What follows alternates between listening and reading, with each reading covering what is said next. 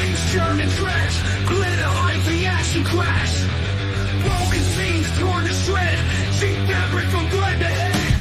Athlete cries, echo halls, ripped jerseys and clueless calls. Why do they get to thrive? Quality takes a nosedive. Worn out rags in disguise, night age still stand defies. Stitch lines cover the eyes, profit wins, truth denies. War is made a wicked joke, one wash and it's broke. Training gear breaks apart, refunds stay in the dark. Athletes split trap, corporate greed, all no facts. How they fly, no one's sure. Marketing mess, we endure. Every thread tells the tale of craftsmanship once hailed. Now they run, never caught. Cheap close soul, vision rot.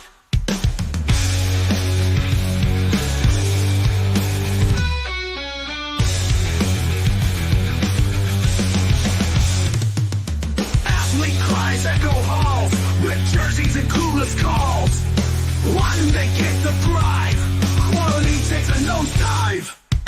Worn out rags in disguise, why they still stand defies. Stitch lies cover the eyes, profit wins, truth denies. Worn out rags in disguise, why they still stand defies. Stitch lies cover the eyes, profit wins, truth denies. Warranty's a wicked joke, one wash and it's broke. Training gear breaks apart, refunds stay in the dark. Warranty's a wicked joke, one wash and it's broke. Training gear breaks apart, refunds stay in the dark. Warranty's a wicked joke, one wash and it's broke. Training gear breaks apart, refunds stay in the dark. Warranty's a wicked joke, one wash and it's broke. Training gear breaks apart, refunds stay in the dark. Streets trapped, corporate greed, all sapped. How they fly, no one's sure. Marketing masks, we endure. Every thread tells the tale of craftsmanship once hailed. Now they run, never caught. Cheap close soul, vision rot. Every flesh dreams trapped, corporate greed, almost sapped. How they fly, no one's sure. Marketing masks, we endure. Every flag tells the tale of craftsmanship once hailed. Now they run, never caught. Cheap close soul, vision rot. Vision rot. Ow!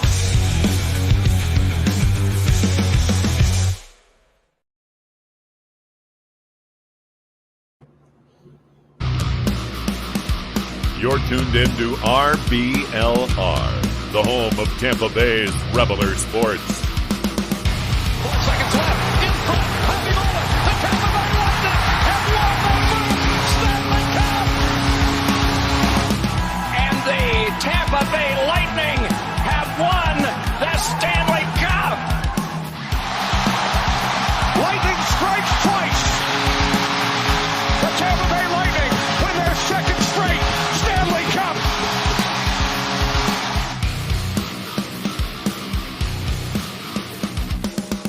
Hello, everybody, and welcome back to RBLR Lightning. As always, well, really, I shouldn't say as always because I've been gone for the past 2 weeks, but my name is Jake Ricker. Alongside me is Jose Mataro and Matt Gannon. Guys, thanks for holding down the fort. How was the last couple episodes here in the offseason?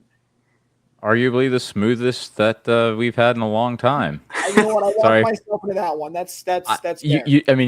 Fair enough. You did. Good to have you back. I don't mind hosting now and again, but you keep us moving, keep us on track. So it's nice to just sit in the passenger seat and let you do the hard miles.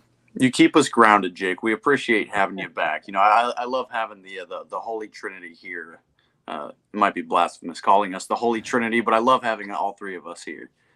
Hey, I do too. It's always fun when the full crew is here and ready to go. But hey, it may be the middle of the off season, but we are getting closer and closer to hockey season. How do I know that? No, not just because of the Lightning countdown posts that have been going on. We are officially, what did I say, 53 days away from hockey season. But also, according to Gabby Shirley, she posted on her social media platforms, they are officially making preparations to put the ice back in Amalie Arena. That is one of the most exciting things you can see on Twitter right now, is that the ice is going back in. That's how you know we are really, truly getting very close to getting back into the next hockey season, where guys will start getting there for training camps and for preseason, and the regular season will be here just before you know it. I don't know about you guys, but there's nothing that gets me more excited about hearing about ice going back into Amalie here as we get set to go for the season.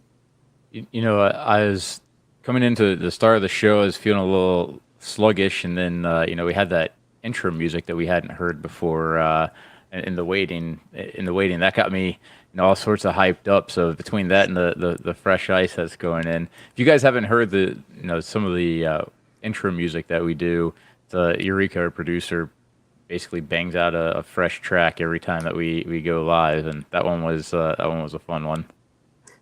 I like my play on it, Bolts on Parade. I think Eureka was calling. Yeah. Trying to say it was a Rage Against the Machine. Doesn't like the AI version of it. I got to give myself a pat on the back for that. No, a couple of years ago, a buddy of mine, he's an electrician. He was working on one of the chillers for the ice at Amalie Arena. He said, "I can ruin your whole year by just turning this lever off right here." And I was like, please don't do that. He's like, nah, I like my job more than I like messing with you. So yeah, Eureka, someone needs to take the AI tools away from him. He just goes a little bit too crazy sometimes. This man. But we have fun here for those intro videos as we get set to go here. But we do have a couple of things to talk about, news related, as we still sit here in the midst of the offseason waiting for everything to get underway. And probably the biggest headline that ran around, definitely got a lot of reaction from people, was the news of the new evaluation for the Tampa Bay Lightning, as Jeff Vinik has entered a multi-stage selling process, is the words that they use of the Tampa Bay Lightning. The team valued at $2 billion. Yes, billion with a B. So a massive evaluation for the Tampa Bay Lightning. Now, a lot of people freaked out, because as we all know, Jeff Vinik is by far the best owner in sports, especially when you sit here and look at other teams here in Tampa Bay. You look at someone like the Rays, and then you see someone like Jeff Vinik. It's like, man, we are so lucky. But people freaked out over that, wondering what was going on. I'll give a kind of quick overall rundown. Highly recommend reading the articles, though, because there's a lot of little things in here. No, Jeff Vinik is not officially sold the team. As of right now, everything is going to stay the same for next year. The day-to-day operations are still going to continue as normal. This is a multi-stage selling process that could take a whole bunch of years. We don't know. There's no exact timeline on this right now. So it's not happening now. It may not happen for a couple of years. It could happen in 5. It could happen in 3. We don't exactly know. But he's in the process of selling it, and the team was valued at $2 billion. It is still expected to, even once he does sell the team, that he is still expected to take a large role as on the board for the Lightning. So he's not fully stepping away either. There's a lot of things going into this whole sale of the Lightning that is not happening yet, but may happen years down the road. And the purchaser is believed to be, I'm going to try and say his name right, but Doug Osterver, a co-founder of CEO Blue Owl Capital, who I really don't know much about. I haven't looked into it too much. That's the general overall thing that is happening right now that was big in the news recently about Jeff Vinik potentially selling here in a little bit. He's treated everybody really well. He's treated, from his employees to his players to people in the community, the stuff that he's built around town. I mean, you brought up the Rays, and to me, it's a pretty stark contrast between the two, where Jeff Vinik poured his own money into Amalie Arena. The Rays have held basically the city of St. Pete hostage, trying to get a new facility built. And the vibes when you talk about the Rays ownership have never been a feel-good story, but with Vinik, with all the charity work that he has done, he's completely revitalized downtown Tampa. He is he'll go down as like a Tampa great. They got to name streets after him after all he's done for the city. And I mean, he's going through a divorce, which is obviously not an easy thing to do. And he's been there and done that now with the Lightning. And I don't, with him starting to get a bit older here, I don't blame him for trying to cash in a little bit on the success that he's had over his 14 years of ownership.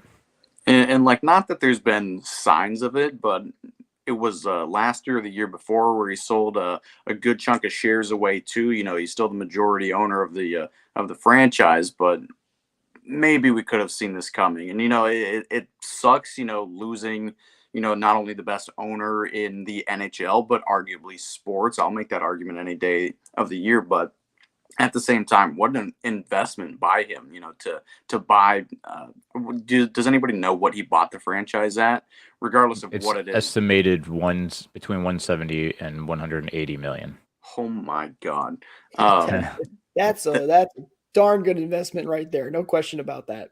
It's really hard when you have your money that high. It's really hard to double it, but to make almost a tenfold return in that short of time that's literally like Bill Gates style numbers. Mm-hmm. And it's really hard to lose money on, professional sports. Like if you're an owner, these franchises really do not, go down in value. They might not grow exponentially, kind of like, the Tampa Bay Lightning has, but, it's really hard to make a bad investment in a professional sports team, at least like a major, Big Four sports team or something like that. And who knows? Maybe he holds on to. There's nothing stating that he's going to completely liquidate all of his assets, all of his holdings. He might sell a majority stake and still hold on to a minority amount, or he might just sell off some of the minority, a smaller percentage of the team and keep a bigger chunk. It was never really specified as they're doing this reorganization and what's going to transpire here in the future. So that's news to me, because I was kind of, sounding the doomsday alarm. I thought he was just completely like cashed out. I'm done. I knew that he was going to, stick around for a bit until, the sale's completed and maybe even, after that. So that's, good to hear.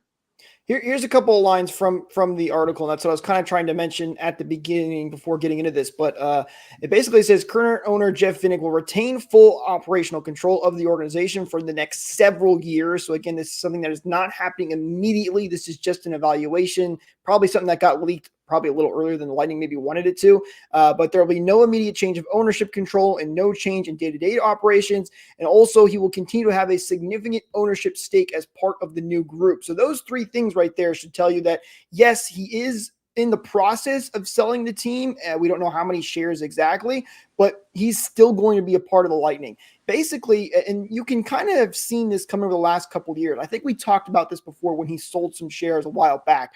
Vinik, as you mentioned, Joe, is getting older. He wants to spend more time with his grandkids. It's not just been the Lightning that he's selling shares of and kind of taking more of a backseat role slowly over the next couple of years. So this has been writing on the wall. But again, I want to stress this. He has not sold the team. It doesn't look like it's going to happen for multiple years. This is going to be a long process. It's going to stink when Jeff Vinik does fully step down and leave the team because that'll be some big shoes to fill. But again, this has not happened yet. This is still a long process. It's just nice for the Lightning to have this big evaluation because it makes them and Vinik look very good. And it should probably be mentioned that it looks like he still owns a minority. He's a minority owner in the Boston Red Sox. So, I mean, he's had that for quite a while, since before he acquired the Lightning. So there's nothing to say that he wouldn't at least continue to be a minority owner. Yeah, Daniel here says sounds like he intends to sell minority shares since he's going to be part of the ownership. I believe, there's been no reports on exactly how many shares he's selling, or I think he would be selling more shares, like a bigger majority, just because they're having a new owner potentially come in. They've named that guy, but he's not leaving completely. That's the big takeaway here, and it's going to be a long process for that to happen. Those are the two biggest things to me, is that this is not like, hey, next year you're going to have a new owner and Vinik is gone. This is a long process, and he's still going to be a big part of this organization.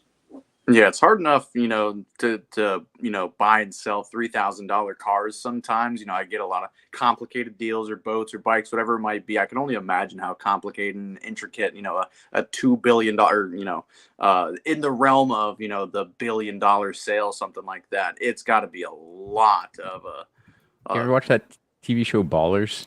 I can't say I have. It was on HBO for a time, and there's part in that where they're trying to buy a franchise, and just even the personalities involved. When you get into bed with somebody where there's so much money at hand that you don't want to necessarily go into business with somebody that is going to treat your franchise like a fantasy team, like we've seen in the past. So there's a lot to those deals beyond just the numbers. It's making sure you have good personalities around you too. And I have maybe a dumb question. Was this like reported? Was this like in a publicized article or something? Or are these just like leaks? You're not. There's a couple articles out there now at this point. The first one it came out was on Sportsnet from Elliot Friedman. Okay. So, yeah, I trust Friedman. Yeah, official stuff. It's not just rumor mill. This is big time reporters talking about it. By the way, the $2 billion valuation puts the Lightning, at least according to the last Forbes list, at tied for number 4 with the Los Angeles Kings. Only the Montreal Canadiens, New York Rangers, and Toronto Maple Leafs ahead of them, and not by much. So the Leafs are at $2.8 billion on the latest Forbes one that I could find that I just pulled up here. And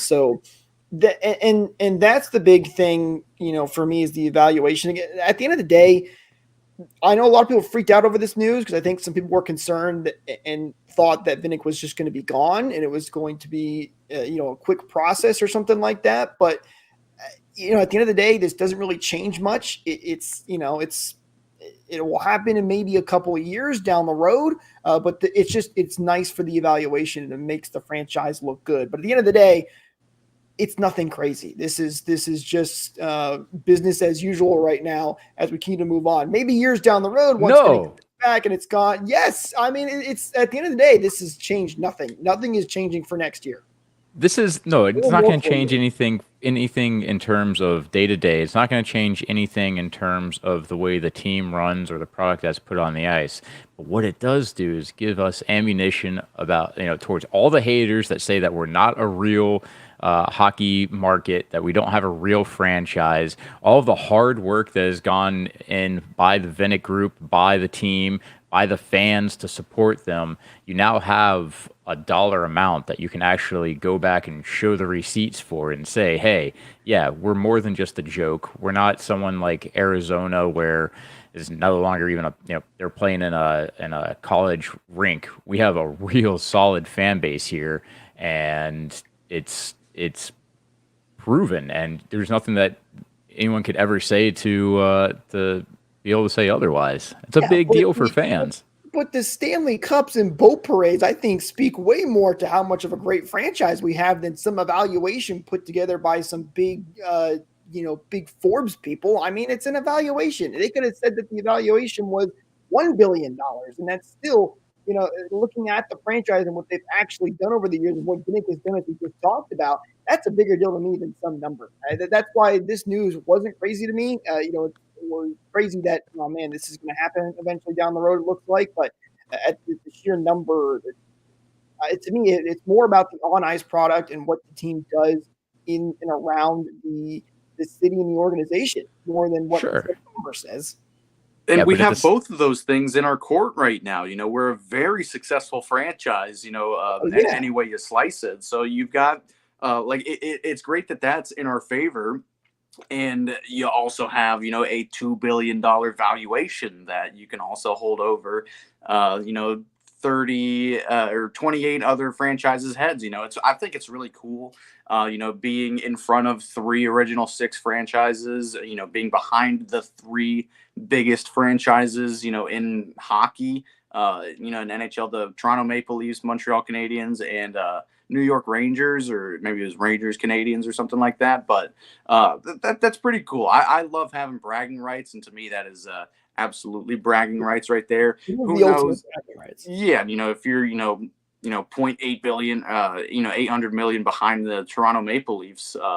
That's striking distance. But if it actually came to a sale of the Toronto Maple Leafs, I wonder what they'd be actually valued at if a buyer came that way, what that number would look like. Would imagine it would be pretty darn big. And don't get me wrong, it's cool, it's very cool. But at the end of the my point is, I don't think it's as big as news as some people made it out to be initially. Because it's like, again, I care more about the on ice product and what's happening with the organization. That's the big thing. Joe, you're laughing over there. Look at you. I'm laughing at Eureka because he just put in our chat that he's bringing a big valuation sign to preseason. You know what? Actually, that would be pretty funny to see someone show up with that sign. That's Damley Arena. That's good. Okay, I see. Let's see what we got. A couple comments here. I want to get to here. Beverly, all new players always so excited to come play for Tampa for all mentioned reasons. Yeah, absolutely. This is I wonder if they I always said that the big pitch for the Lightning and free agency is great weather, jet skis, and Stanley Cups. Like, so did they add that to the free agency pitch now? Like, hey, come down and play for Tampa. It's a $2 billion organization, and then you add the jet skis, great weather, and Stanley Cups in there as well. Is that going to the pitch now for new free agents to come down? And no state tax. Can't forget that. And no state tax. Right. Yes. No, can't forget that. That's definitely So, I mean, looking at the valuation, though, there's another Forbes list where it's showing the rankings of the most valuable sports teams. And NHL obviously is smaller market. No matter how you slice it, you're not going to be able to beat any of. Yeah. I mean, you're not going to beat out the football teams or pretty much any of the bigger ones. But just to give kind of a reference, the Bucks for 2023 were evaluated at $4.2 billion. The Bills, for that matter, are 3.7. So in terms of overall sports teams, that's still pretty respectable. The Bills are valued less than the Bucks. Don't know. I mean, they might be more popular and louder as fans, but yeah. See, this is my point. These valuations mean nothing. No, I'm kidding. These valuations are weird. I also don't know fully what they're. I don't like. I think I believe it is based on the last sale, basically, of the team. So those numbers can vastly change. If the team, like you were mentioning, Matt, right? Like if the Leafs got sold, how high would that next evaluation be? Especially now that the Lightning have jumped up. So I don't know how that all exactly works, but. And I have another possibly dumb question. Jake, you're a Packers fan. Aren't the Packers owned by like the city of Green Bay or something? They don't have like a sole owner or something like that? Well, you're kind of, they're owned by the fans. They're owned by the fans. It's not here in this apartment, but I have a little piece of paper that many people say I'm crazy for, but it says I'm an official owner of the Green Bay Packers. So technically I'm like 1/10 owner of the Green Bay Packers. So 1/10 owner? No, well, I threw a number out there. It's like 0.0001 or something like that. I don't know what the exact number is. So how does that's cool, man. I own part of the moon too. So I mean, yeah, I got a little plaque and everything that says it. I mean, exactly. You know what? People give them a hard time, but listen, hey, it's a fun thing for fans and it raises money for the team. So why the heck not? Just like people buying stars or moon. It's fun. But yes, Matt, the Packers do not have a sole specific owner. I know you're trying to give me a hard time over there, Joe, just because I came back over here. Yeah, you should see for a while, but you should see Eureka in the comments. He's trying to give you a hard time. He said the Broncos own the Packers. Preseason, preseason. That's so important there. Pretty sure the Bucks had a really bad recent preseason game against the Jaguars. So listen, but yes, the Packers do not have a sole owner. So very different. Hey, I'm part owner of the Packers. I still support the Bucks. We're gonna have to kick Jake. We're gonna have to kick Jake off the show again. Oh, boy. Is he coming back? Let's see. We lost you for a minute. You got potato quality going on. Am I back here? Am I good? Yeah, you're sounding good. Looking even better. Okay. Good. This Wi-Fi out here. I may be part of the big Packers multi-billion-dollar valuation, but I don't got the good Wi-Fi over here. I don't get any of that money. I don't see any of that. But Anyway, yeah, big news for the Lightning when it comes to the sale process. It will definitely be a bummer when Vinny does step down, but the good news for Lightning fans is that is in the distant future right now. We do not have to worry about that, thankfully, because I will not fully prepared for it. We just lost Steven Stamkos. Dang it, I can't lose another person in this Lightning organization. I can only deal with one at a time. Jeez. Unless it's Jeff Blashill. It's just, that's interesting. We heard a lot of rumors about that, about him potentially going somewhere. I don't think I've heard anything as of late. Looks like he will be staying. I'm pretty sure all the coaching vacancies have been filled by now. Nobody's really going to be hiring a coach, weeks before training camp starts. So I think he's here to stay for at least this next year. Well, hey, maybe with Ryan McDonough back in a full year under their belts in the new defensive system, things will get better. That's going to be the hope, at least for the Lightning here. But time will tell. Some other news, by the way, that the Lightning did announce recently is we do have some dates on theme nights, which is fun. So, as we get closer and closer to the season, more stuff comes out. We're having another Gasparilla night, as always, which everybody can get excited about. January 18th, by the way, that game against the Red Wings. What's that, Joe? Oh, that's my favorite. If anyone didn't have a clue on Oh. that at all. Yeah, Gasparilla is the best, no question about it. But a lot of big things coming around for the Lightning. They have a pickleball night, by the way, which I found really interesting. I don't know what that's going to. Yes, a pickleball night. Let me find the date for it. Yeah, pickleball night. They're Thursday, pandering October hard. 17th against the Golden Knights. What is pickleball night? I have no idea, but I'm kind of interested to see what it is. So It seems like a horrible excuse to bring stuff to throw on the night or throw on the ice. I'm sure they won't let anybody in with. Well, maybe they. I don't know, but.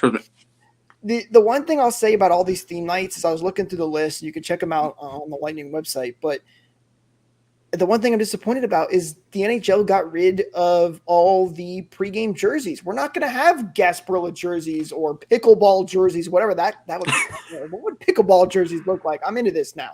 But unfortunately, not going to have any jerseys for any of these theme nights, which is such a bummer. I'm sure they'll still release Gasparilla jerseys like they did last year and sell them to the public. Which, by the way, give me blue Gasparilla jerseys, please.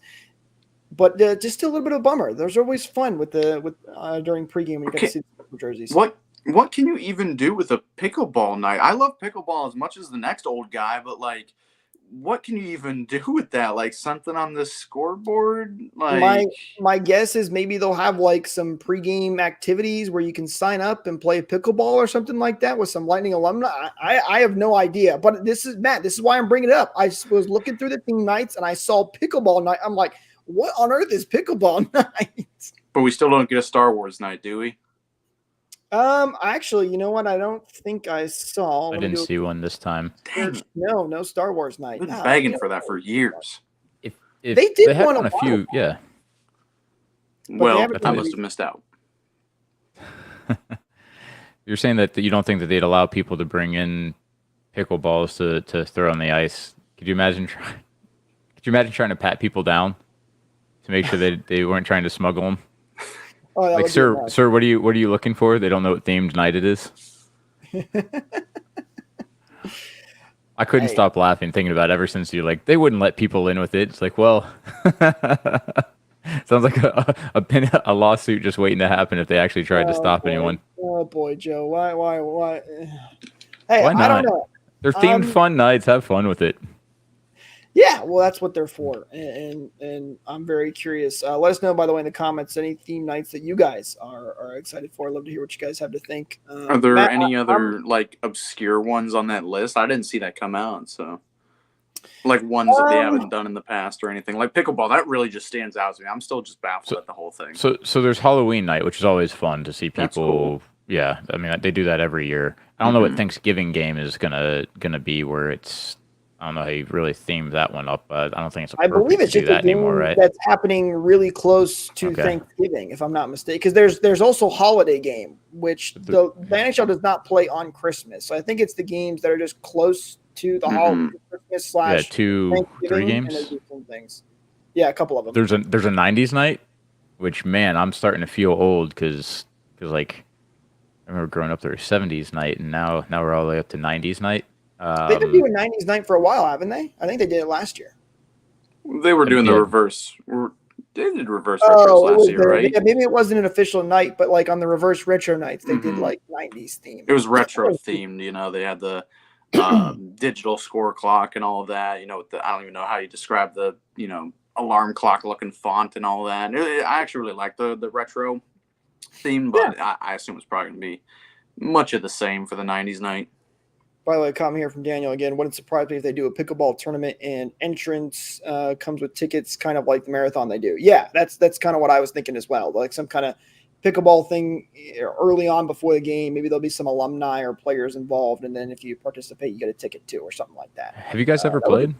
I have. I've actually been recently getting into it with a small group of mine. It's actually quite fun. I just don't love playing it in August. I might just wait till November for the next game. It's too hot. That's the beautiful thing about playing hockey, baby. It's always 40 degrees inside the rink.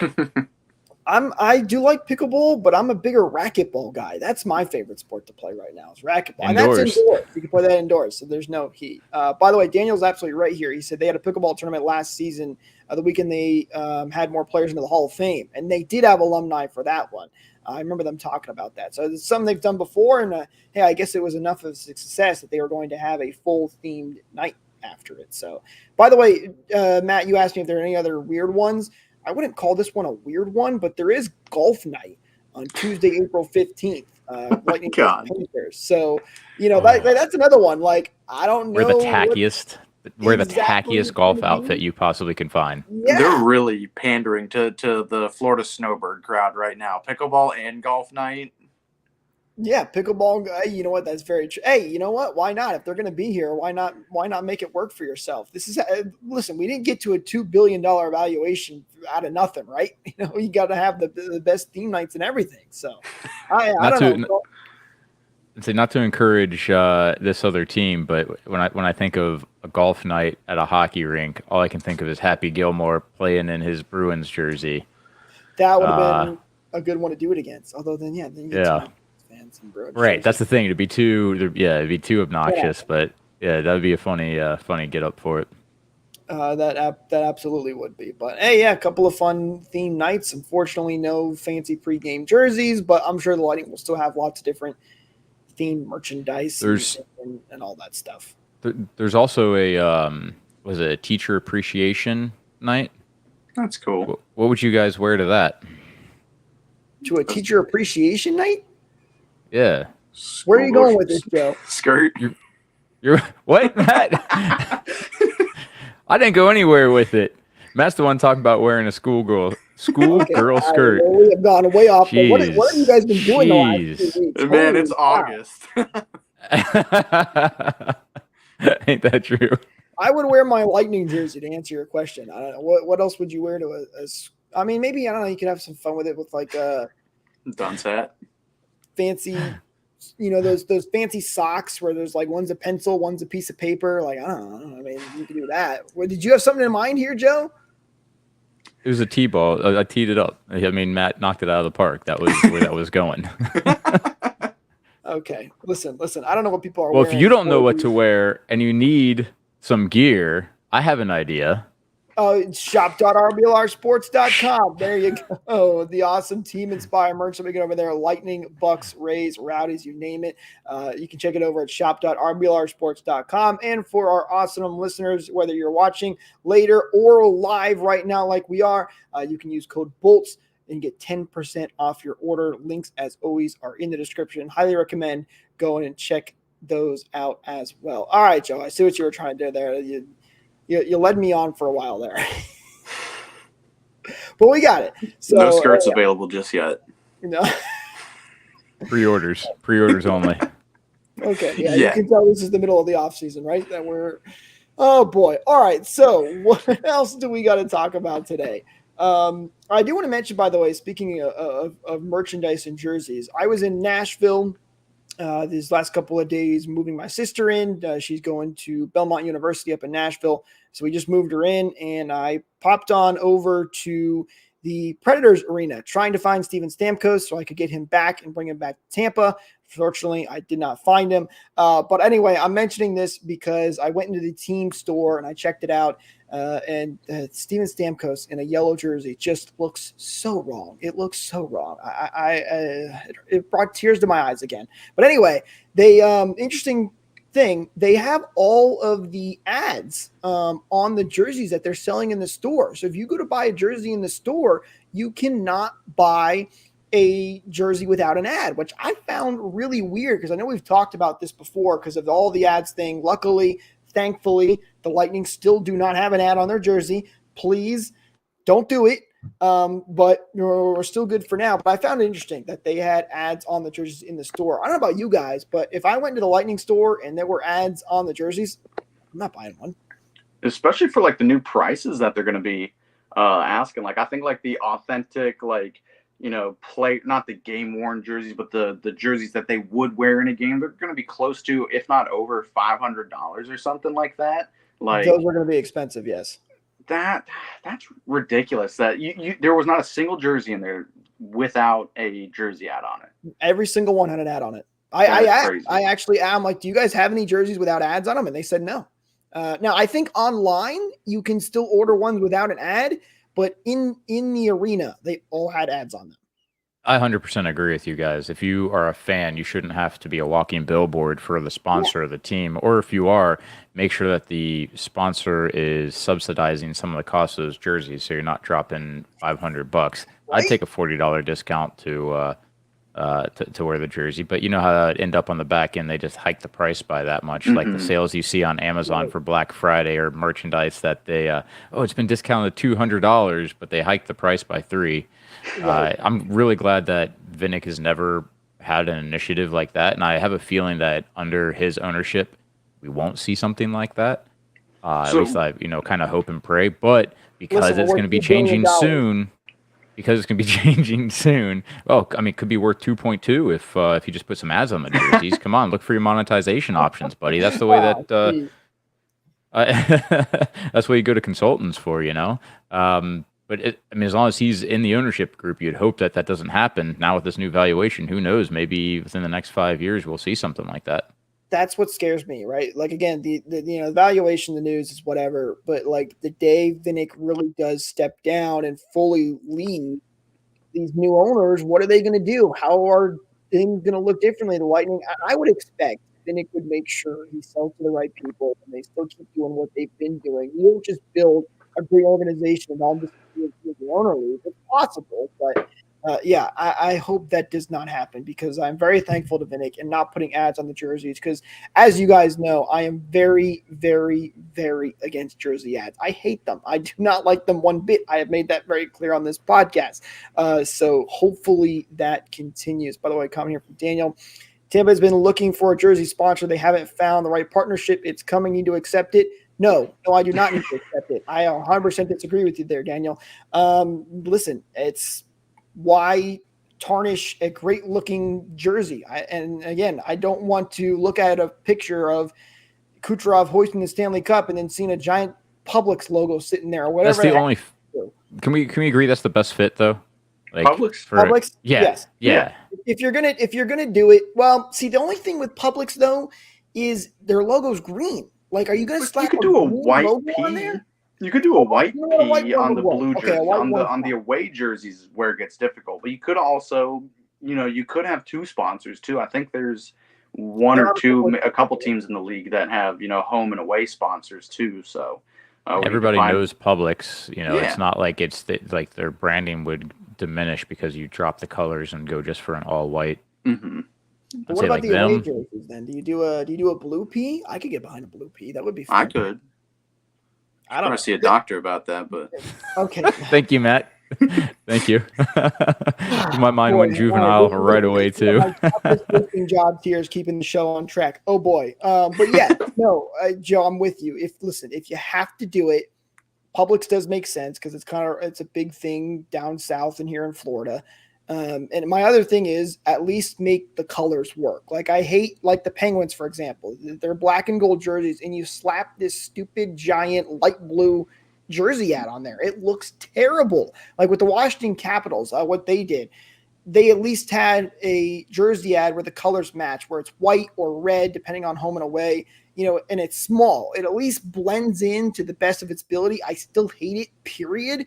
But at least it works. That's my big thing. If you slap a green Publix logo on there, I'm going to be furious. Green traditionally doesn't match well with blue, just the way that, color palettes work. Dan did just put in the chat the Amalie logo might look better, which is true because the way that red works with blue, just having it on there wouldn't be as intrusive as something that's green. Maybe not as intrusive, but it would still pop in all the wrong ways. Right. Well, I'm not trying to be the Montreal if you have to Canadiens, have something on there, it wouldn't be that large. Have you seen some of these jersey ads? I wouldn't be surprised. Some of them are very, very large. Yeah, there really is no consistency with any of these ads across the league. Like some of them are using this loosely, tasteful and they work well, and some are just abhorrent and just a big old just awful looking patch on the jerseys. So we can at least with hockey, with NHL, we don't have what they have going on in Europe with. Eureka could tell me which leagues, like Premier League and pretty much all the other leagues, where whatever the team name is, you can't even find it on the jersey. You just see the sponsor on the front, and so bad. That's the okay. So Eureka put the crest is on your heart. That's the only spot that you actually see what the team is, and it's on your heart. Yeah, and for the rest of it, across your chest, huge on it. It'll say United Arab Emirates flights or whatever, the different sponsors that they have. We'll never get to that. Well, it's funny you mentioned that, Joe. By the way, Daniel says there's regulations how big it can be. Teams have to stay within a certain size. Well, let me tell you, teams are using the maximum size that they can on some of these because they are very large. Some of them are smaller. He also said going to end up like NASCAR. See, that's my concern, right? Listen, I get it. The NHL is the smallest of the four sports, mostly because they suck at marketing, and that's their own darn problem. But, you Wonder look Bread. at... It should be Wonder Bread. That would be the sponsor. Wonder Bread? Yeah, like Talladega Nights, just big old Wonder Bread right on the chest. Okay. Wonder Bread for the jersey ad for the Lightning. Okay. That's my concern, though. Dan, you kind of mentioned it end up like NASCAR, right? So we started with, and I get it, you got to make money, but we started with, it's just digital ads on the TV broadcast. It's just ads on the helmets. It's just one ad on the jersey.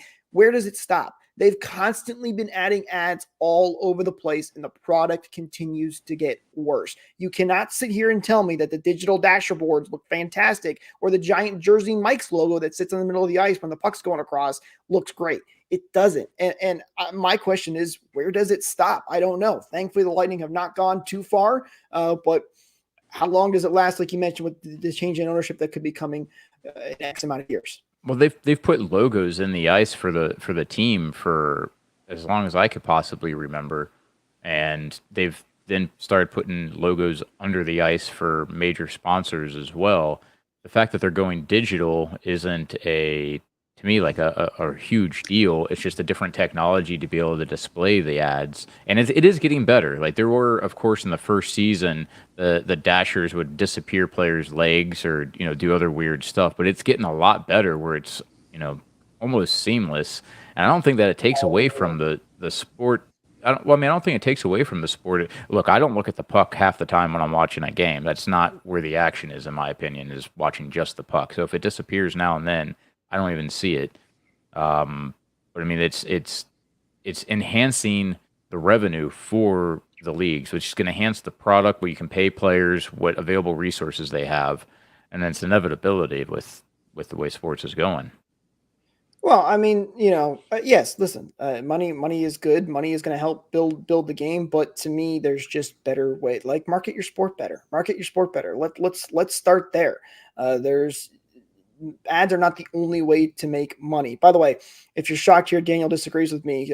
Me and Daniel just need to have a boxing match or something like that. He's always against me here. It doesn't affect the game at all. Extra dollars coming into the league, the better of it. I'm all for it personally. And listen, yes, the money coming into the league is a good thing. But again, where does it stop? and it doesn't affect the actual product of like what's happening on the ice.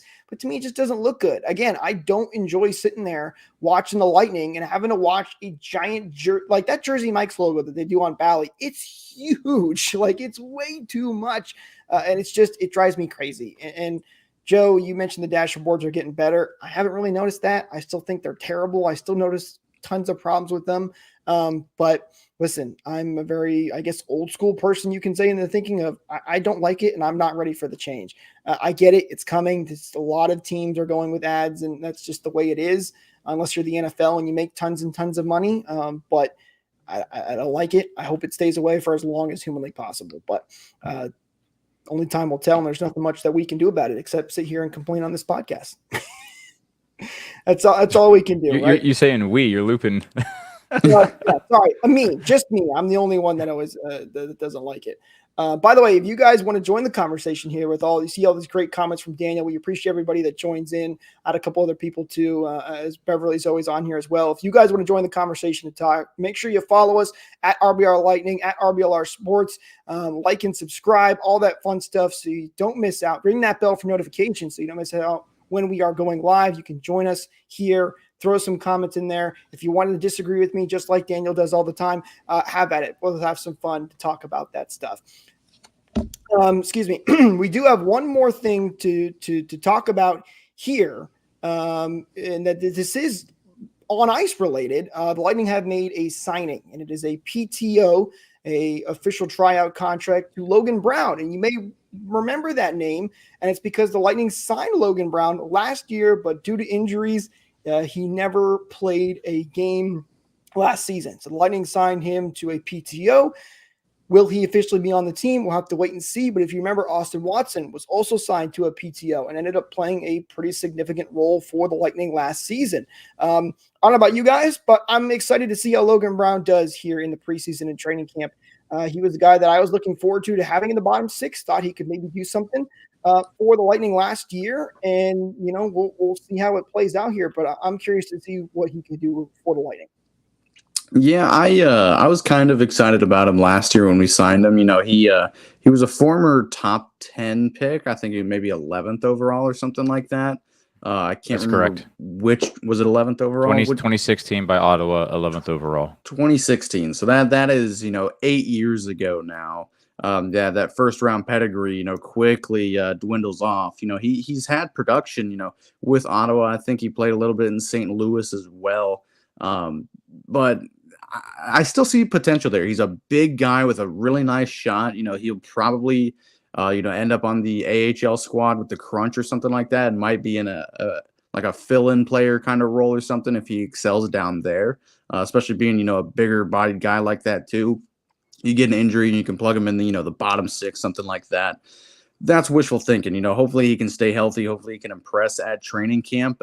There's a reason why they signed him to a PTO instead of signing him to an actual deal. He's unproven. That first round pedigree, like I was saying, it goes away really quick. But hopefully he can make an impact there, impress the coaches, impress the executive staff there, and maybe get himself a two-way deal or something like that. I think that'd be cool. But hoping for the best for Logan Brown.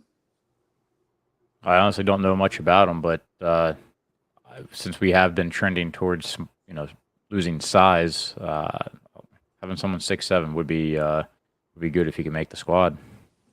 6'7". He's not someone that's going to break. Well, I hope he can be a big impact, but he's not someone that's going to, jump off the page. But, I think he can be a solid defensive guy, kind of that tough, gritty guy, which sometimes the Lightning need. And they've had for the last couple of years, but there's been a lot of changing players, almost like a revolving door there. So I'm excited to see what he does. And we've had players succeed on a PTO like Austin Watson. So we'll see. It doesn't solve our top six problem that I still think the Lightning have. Kind of as Beverly mentions here, I'm excited, but still nervous about these lineups. Seem to have a lot of guys for training camp. Yes, there's definitely some out there, but I'm with you, Beverly. Like the top line, I don't know if they're going to go with this line, but the potential top line of Kucherov, Point, and Kuznets. I can't talk right now. Gensel, thank you. You know, that's a great line. But I still think they need another piece for the top 6. Although the way the signings have gone and the current cap space as it is right now, I don't know the exact number off the top of my head. I think the Lightning are sticking with this lineup for sure until the trade deadline. If they make a move there, that concerns me a little bit. And now on paper does not mean everything. So we'll see how the on ice product ends up happening once the season gets started. Bounce back here. Go for it. For who? I was just saying bounce back here from Connor Sherry. You know, Sherry's definitely the guy I was going to say too. Really? I mean, yeah, you got to look for a diamond in the rough in order to come up. And he has a history of being able to play with better players, so there's no reason why he can't have a bounce back here or someone else that we can find to be able to jump up in the lineup. And he used to play with Jake Gensel too in Pittsburgh, so maybe there's a little bit of a chemistry that they can tap into there too. You know what? That's a good point, Matt. You're absolutely right. And listen, when Connor Sherry was first brought over, I was big on him, as I've talked about before, as a potential top 6 guy. So if he could bounce back and fill that role in, that could be huge for the Lightning. And maybe we'll, you know, make them look a lot better than they do on paper. So, well, here's to Connor Sherry bouncing back and having a good year. Yeah, and you got to think too. This is his contract, the final year of his contract, and if he doesn't produce, then he's gonna have a really tough time, I think, finding a home. Kind of like where Shattenkirk reestablished his ability to play hockey when he was here for the first Cup run that we had. Connor Sherry has an opportunity to secure himself another good contract, and if he doesn't produce, then it's hard to have a guy that's as small as him come onto your team. Yeah, absolutely. By the way, I just saw this comment here from Daniel, and I apologize, Daniel, that I haven't gotten to it, and I promise I haven't looked it up at this point, but he said, can you tell me who's the sponsors for the helmet without looking it up? If you can't, then you can't complain about the jersey ads, it's TGH, the Tampa General Hospital. And yes, I promise I did not look that up. Listen, if there's one thing I know, it's the jersey ads, because I complain about them a lot. So Tampa General Hospital. Didn't we used to have Dex Imaging too? Yeah, I think they were on the black ones, if I'm not mistaken, when they had the third jerseys. I think they made an appearance there for a little bit, but Tampa General Hospital was the main one and still is for the Lightning. But yes, you're correct. And I was wrong, thanks to Beverly here correcting me that he has a 3-year contract for Connor Sherry. It's not 2, so he's not in his final year of it. I guess I was getting him confused with one of the other contracts that we have, but still want to see the guy perform to justify that salary. Yeah, he's got 2 years left now, correct? And next year, yeah.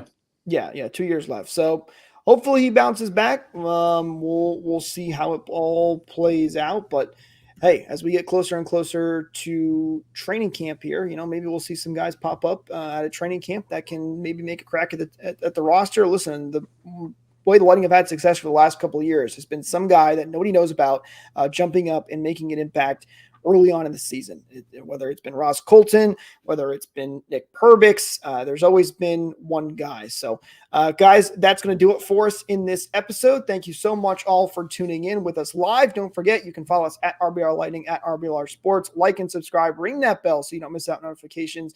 Hit that share button if you did enjoy this episode with your friends. It really helps us out and we really do appreciate it. But for now, signing off here on RBR Lightning. We'll talk to you guys next time.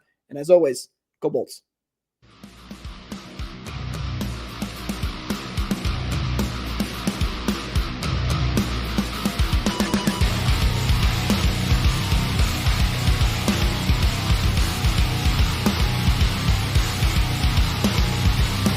Thank you for tuning into this presentation by RBLR Sports. On your way out of the stadium, please remember to like and subscribe.